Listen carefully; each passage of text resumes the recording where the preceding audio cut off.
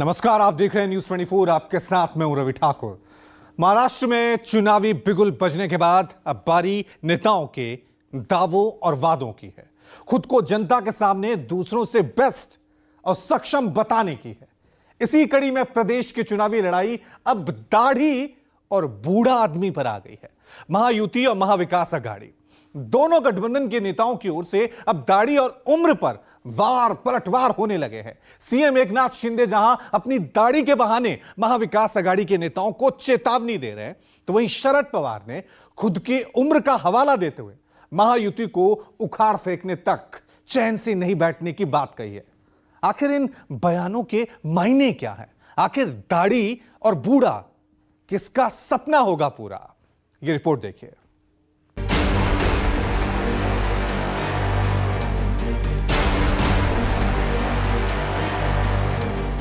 चौऱ्याऐंशी हो 90 हो हे म्हातारं काही थांबवत नाही. हे म्हातारं महाराष्ट्राला योग्य रस्त्यावर आणल्याशिवाय स्वस्थ बसत नाही. तुम्ही त्याची काळजी करू नका.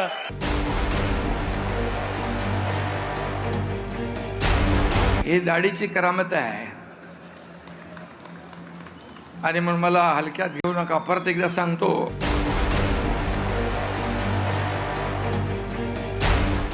महाराष्ट्र की चुनावी लड़ाई दाढ़ी और बूढ़ा पर आई।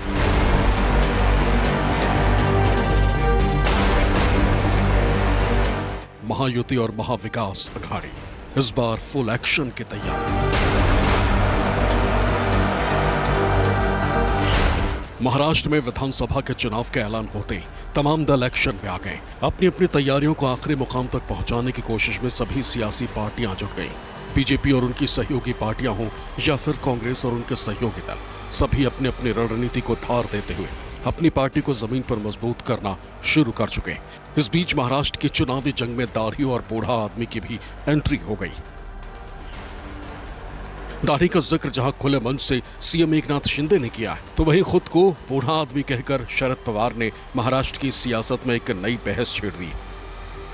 आपको बताएंगे कि एकनाथ शिंदे ने दाढ़ी का जिक्र क्यों किया, सीएम शिंदे के दाढ़ी वाले बयान के क्या सियासी मायने, लेकिन उससे पहले शरद पवार को सुनिए।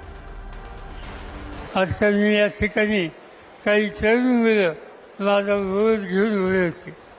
माझा फोटो होता आणि त्याच्यावर लिहिलं होतं 84 वर्षाचा म्हातारा.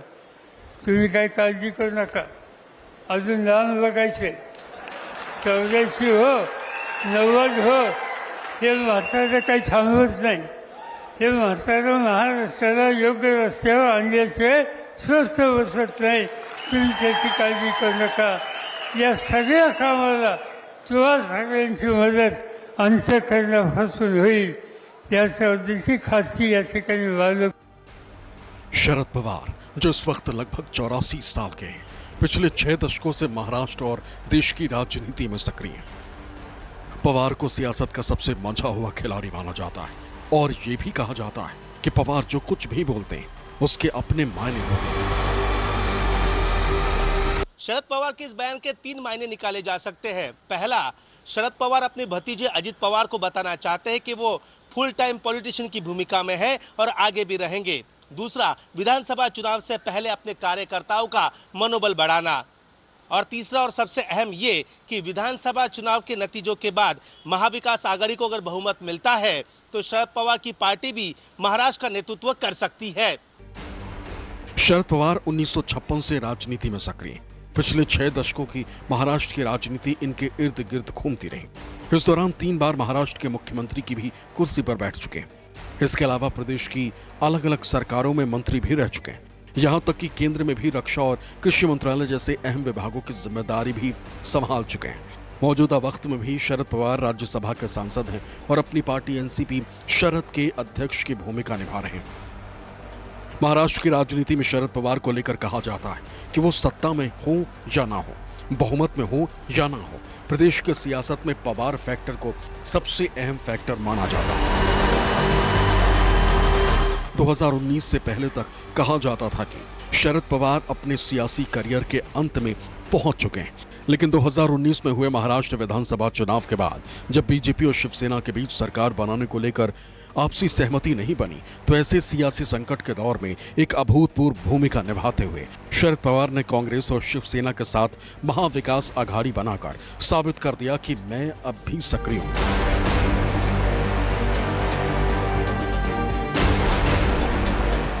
ये गठबंधन तब न सिर्फ प्रदेश में सरकार बनाने में कामयाब रहा था, बल्कि उद्धव ठाकरे जैसे नए नवेले नेता को सीएम बनाने में भी शरद पवार की ही सबसे बड़ी भूमिका थी। हालांकि वो अलग बात है कि तकरीबन 2.5 साल बाद उद्धव ठाकरे की शिवसेना में एकनाथ शिंदे की बगावत के बाद उद्धव की सरकार गिर गई थी।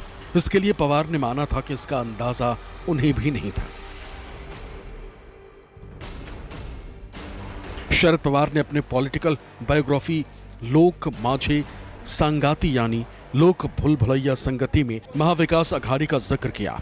किताब के 319वें पेज पर उन्होंने लिखा है कि महाविकास आघाड़ी की सरकार सिर्फ सत्ता का खेल नहीं थी, अन्य पार्टियों को दबाकर उनका महत्व किसी न किसी तरह से खत्म करके राजनीतिक वर्चस्व कायम करने वाली बीजेपी को यह करारा जवाब था। महाविकास आघाड़ी की सरकार बीजेपी को देश में मिली सबसे बड़ी चुनौती थी।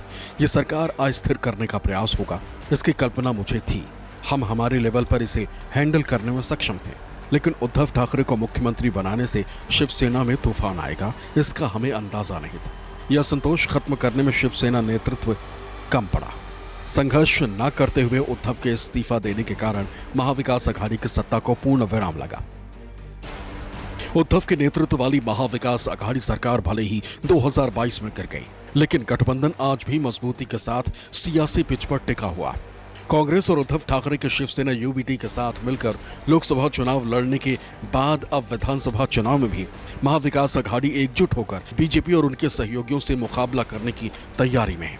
बीते लोकसभा चुनाव में महाविकास आघाड़ी का ये गठबंधन काफी सफल रहा था।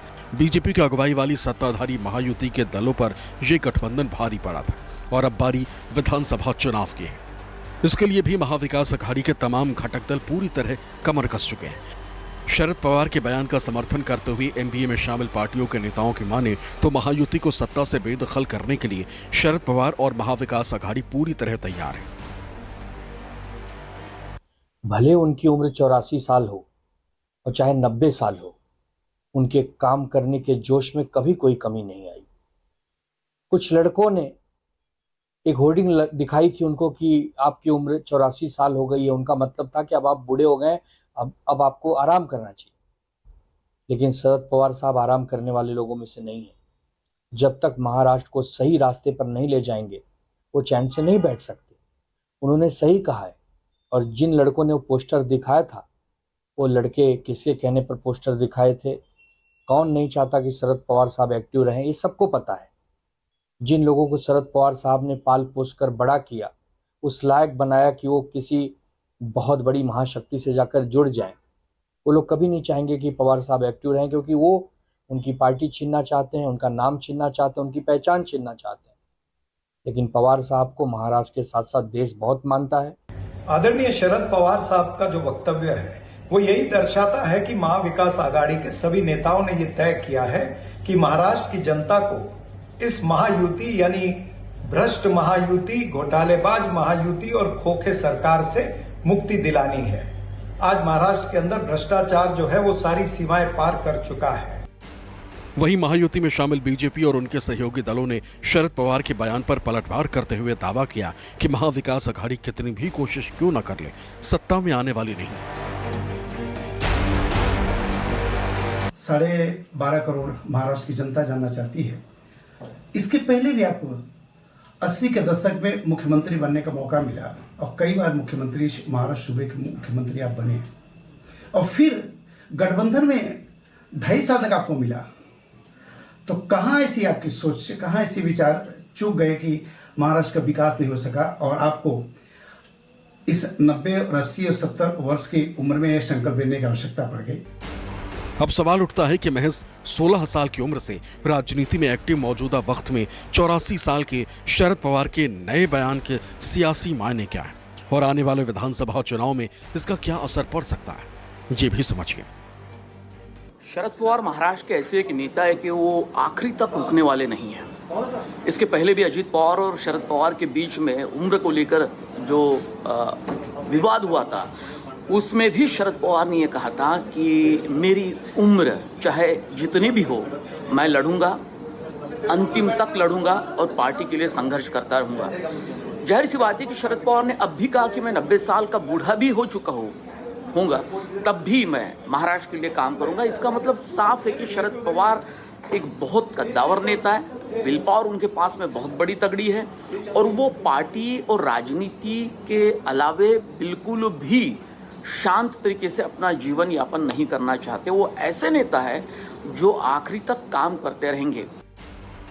ऐसे में अब देखना दिलचस्प होगा कि शरद पवार अब की बार के विधानसभा चुनाव में क्या कमाल दिखा पाते हैं और बीजेपी की अगुवाई वाली महायुति के खिलाफ महाविकास आघाड़ी को कहां तक पहुंचाते हैं। ना सिर्फ शरद पवार बल्कि महायुति की तरफ से सीएम एकनाथ शिंदे भी फुल एक्शन में है। शिंदे अपनी दाढ़ी का जिक्र करते हुए महाविकास आघाड़ी को अपने निशाने पर ले रहे हैं और यहां तक कह दिया कि उन्हें हल्के में लेने की भूल ना करें। सीएम शिंदे ने दाढ़ी के बहाने किस पर हमला बोला है और क्या है इसके सियासी मायने, ये रिपोर्ट देखिए। सगळ्यांचे लाडके नेते एकनाथजी शिंदे साहेब,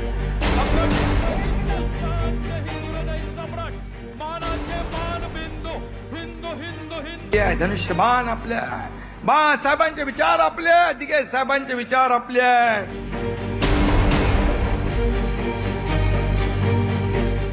माझी दाढी त्यांना खुपती आहे आणि महाराष्ट्राच्या विकासाची जोरात धावू लागली गाडी, ही दाढीची करामत आहे आणि म्हणून मला हलक्यात घेऊ नका। परत एकदा सांगतो, एकनाथ शिंदे मौजूदा वक्त में महाराष्ट्र के मुख्यमंत्री, प्रदेश की मौजूदा महायुति सरकार के मुखिया, चुनावी मोड में जाने वाले महायुति गठबंधन के कैप्टन हैं। लिहाजा अब की बार विधानसभा चुनाव का सारा दारोमदार बीजेपी के नेताओं के अलावा इन्हीं के कंधों पर है और इसके लिए सीएम शिंदे पूरी तरह से एक्शन में भी।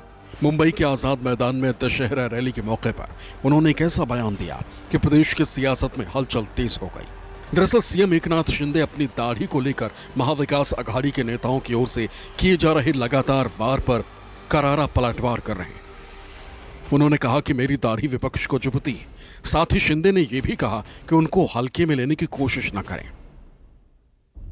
माझी दाढी त्यांना खुपती आहे, सारखं दाढीवर बोलतात, माझी दाढी खुपते।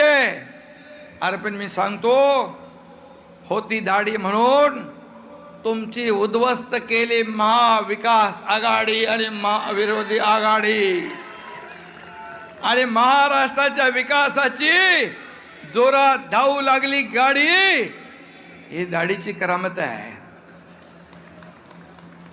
आणि म्हणून मला हलक्यात घेऊ नका। परत एकदा सांगतो, अपनी दाढ़ी के बहाने मुख्यमंत्री एकनाथ शिंदे ने शिवसेना यूबीटी के नेताओं, खासतौर पर उद्धव ठाकरे और संजय राउत को चेतावनी दी है कि उनको हल्के में न लें, क्योंकि शिवसेना यूबीटी के नेता जब भी मुख्यमंत्री एकनाथ शिंदे पर हमला करते हैं तो नाम लेने से बचने के लिए खोखे, गद्दार और दाढ़ी जैसे शब्दों का प्रयोग करते हैं।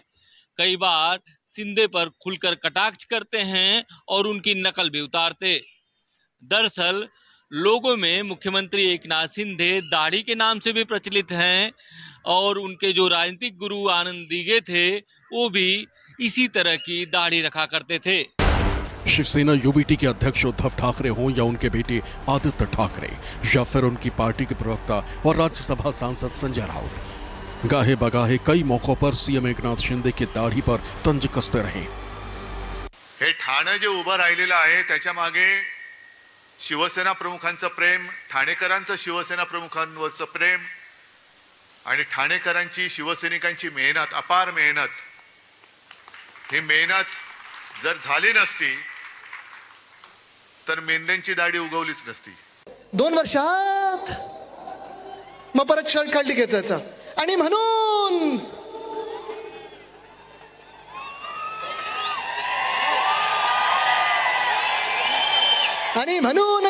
आता आज किती वेळा म्हणणार मला माहित नाही, पण असे म्हणत म्हणत आपल्याला आपल्यामध्ये व्यस्त ठेवत, आपल्याला जातीय दंगलींमध्ये असेल, धर्मांच्या दंगलींमध्ये असेल, काही वादांमध्ये असेल, काही वेगळ्या विचारांमध्ये असेल, आपल्याला व्यस्त ठेवून हे खोके सरकार जे आहे, 50 खोके तर खाल्ले, पण प्रत्येक दिवशी हे सरकार खोके आणि खोके महाराष्ट्रातून काढत आहे, मुंबईतून काढत आहे.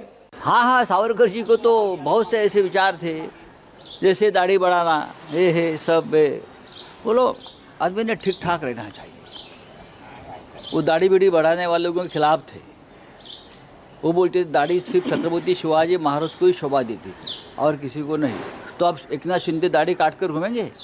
सावरकर की विचारधारा लेकर यात्रा में जा रहे हैं ना, तो कल क्या सुबह से वो दिखेंगे क्या एकदम चकाचक? शिवसेना यूबीटी की ओर से लगातार किए जा रहे इन्हीं हमलों पर सीएम शिंदे ने दशहरा रैली के मौके पर पलटवार किया था. चूंकि अगले महीने की 20 तारीख को प्रदेश में विधानसभा के चुनाव होने, लिहाजा शिंदे की दाढ़ी से करामात वाली बात पर महाविकास अघाड़ी में शामिल दूसरे दलों के नेताओं ने भी उन पर पलटवार किया. महाविकास अघाड़ी के नेताओं की माने तो शिंदे का अहंकार छलक रहा. शिंदे साहब का कहना है कि दाढ़ी ने आघाड़ी को बिगाड़ दिया. अहंकार बोल रहा है, अहंकार छलक रहा है. उन्हें ऐसा लग रहा है कि 1,500 रुपए देके उन्होंने हमारे लाडली बहनों से उनका मत खरीद लिया है. लेकिन मैं ये बता दूं कि लोकसभा में जो मार पड़ी है ना, वो ये लाडली बहनों ने दी है, और विधानसभा में जो मार पड़ने वाली है, ये लाडली बहनाएं देने वाली है. किसानों की तकलीफ नहीं भूलने वाली है, और जिस तरह से एक समाज को दूसरे समाज के सामने खड़ा किया, वो भी तकलीफ नहीं भूलने वाली है. दाढ़ी जो है वो गाड़ी में बैठकर घर जाने वाली है. गड्ढे में कौन गया, महाविकास आघाड़ी की दाढ़ी? ये लोकसभा चुनाव में जनता ने देख लिया है. अब बची कुची दाढ़ी को गड्ढे में डालने का काम भाजपा करना चाहती है, और शायद इसीलिए अमित शाह जी ने दाढ़ी से बलिदान की मांग की है. शिंदे साहब, इसे हल्के में मत लेना. अब सवाल उठता है कि क्या सीएम एकनाथ शिंदे ने उद्धव ठाकरे को इनडायरेक्ट तरीके से सीधी चेतावनी दे डाली? ये भी समझिए. पार्टी के लिए संघर्ष करता रहूंगा. जाहिर सी बात है कि शरद पवार ने अब भी कहा कि मैं 90 साल का बूढ़ा भी हो चुका होऊंगा, तब भी मैं महाराष्ट्र के लिए काम करूंगा. इसका मतलब साफ है कि शरद पवार एक बहुत कद्दावर नेता है. विल पावर उनके पास में बहुत बड़ी तगड़ी है, और वो पार्टी और राजनीति के अलावे बिल्कुल भी शांत तरीके से अपना जीवन यापन नहीं करना चाहते. वो ऐसे नेता है जो आखिरी तक काम करते रहेंगे. शायद ये कहना बड़ा मुश्किल होगा कि वो ये इनकी आखिरी पारी होगी जीवन की. राजनीति की जो चुनाव है महाराष्ट्र का, जो गुजरा हुआ लोकसभा का चुनाव है, वो कई लोग ऐसा कयास लगाते हैं कि इस विधानसभा चुनाव के बाद में शरद पवार राजनीति में नहीं रहेंगे. मेरा मानना ये है कि वो तब भी राजनीति में डटे रहेंगे, और 2024-29 के चुनाव तक भी अपने पार्टी के लिए लड़ेंगे, दावपेच खेलते रहेंगे, भले ही घूमेंगे नहीं.